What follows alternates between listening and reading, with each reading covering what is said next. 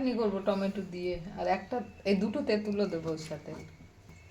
কড়াইয়ে তেল দিলাম, শুকনো লঙ্কা ফোড়ন দিলাম,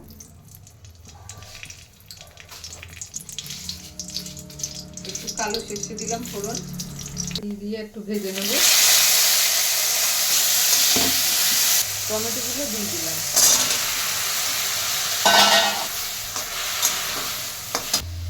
লবণ দিলাম,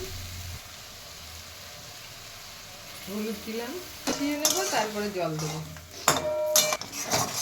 এবারে একটু জল দেবো, এই দুটো তেঁতুল রেখেছিলাম দিয়ে দিলাম, আর জলটা একটু ফুটবে, তারপরে গুড় দেবো, আখের গুড়।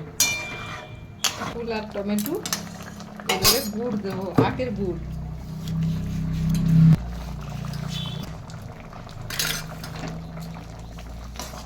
ফুটিয়ে নামিয়ে নেবো, একটু ঝোল ঝোলই করবো।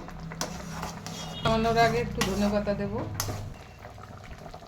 হয়ে গেছে, এবার ধনেপাতাটা দিয়ে নামিয়ে নেব।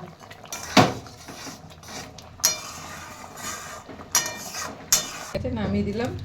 ফুলের চাটনি একটু ঝোল ঝোলই করতে হয়।